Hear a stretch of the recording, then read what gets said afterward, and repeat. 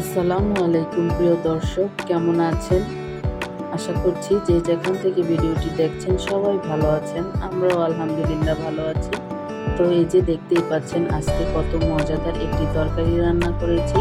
সেটা হলো হাতে মাখিয়ে বাইলা মাছের তরকারি বা বাইলা মাছের চচ্চড়ি, রুটি, পরোটা এবং গরম ভাতের সাথে কিন্তু বেশ জমে যাবে। তো আজকে এই যে বাইলা মাছ আমার হাজব্যান্ড নিয়ে এসেছে প্রায় 2 কেজির মতো।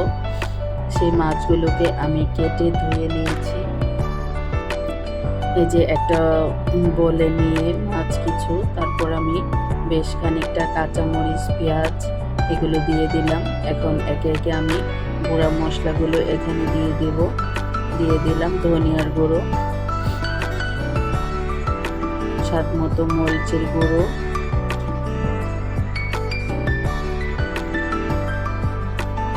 আর দিয়ে দেব কালারের জন্য হালকা হলুদের গুঁড়ো, প্রায় হাফ চামচের মতো এখানে দিয়েছি। যেহেতু হাতে মাখিয়ে রান্না করব, এখানে বেশি একটা হলুদ ইউজ করা যাবে না, তাহলে কিন্তু হলুদের গন্ধ আসবে। তো এই যে স্বাদ মতো লবণ দিয়ে, তো বন্ধুরা এখন আমি হাতে মাখিয়ে নিচ্ছি সুন্দরভাবে। এখন আমি বেগুনগুলো চিকন চিকন করে কেটে রেখেছি লম্বা লম্বি করে।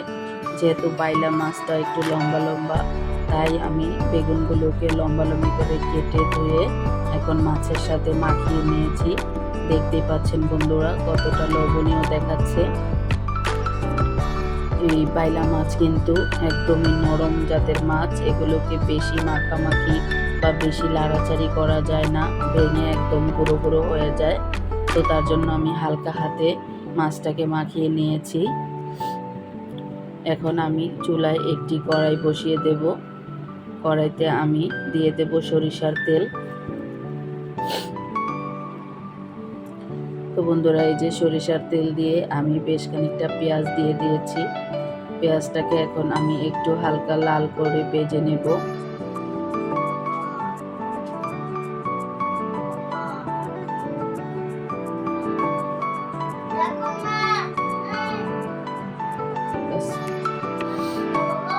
মাশাআল্লাহ, এই যে আমার পেঁয়াজ ভাজাটা হয়ে গিয়েছে।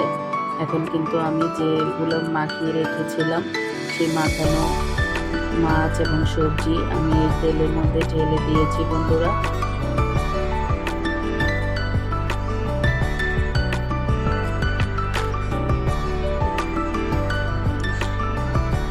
এখন আমি একদম হালকাভাবে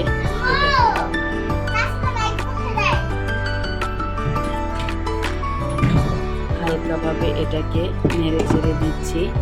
একদমই বেশি নাড়াচাড়ি করা যাবে না, তাহলে কিন্তু বাইলা মাছগুলো একদম গলে যাবে।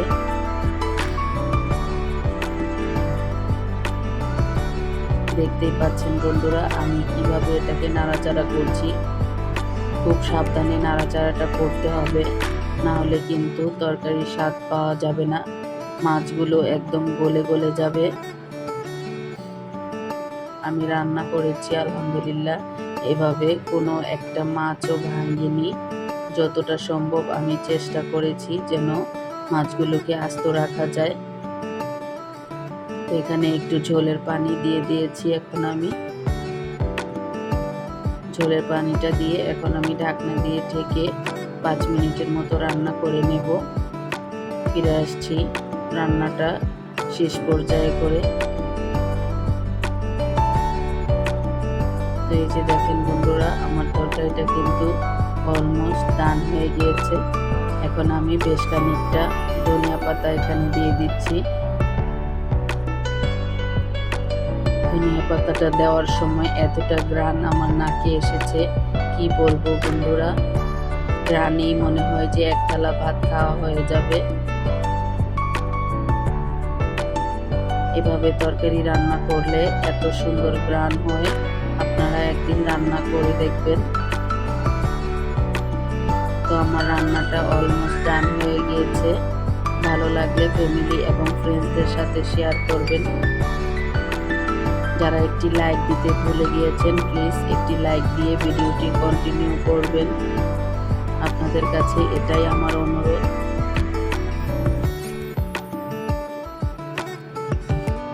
এই যে দেখতে পাচ্ছেন বন্ধুরা, আমি চুলার জালটা অফ করে দিয়েছি। কতটা লোভনীয় হয়েছে আমার এই বাইলা মাছের চচ্চড়িটা। তো আজকের মতো এখানে বিদায় নিচ্ছি। দেখা হবে নেক্সট কোনো ভিডিওতে। যারা নতুন আছেন প্লিজ চ্যানেলটি সাবস্ক্রাইব করে পাশে থাকবেন। আসসালামু আলাইকুম।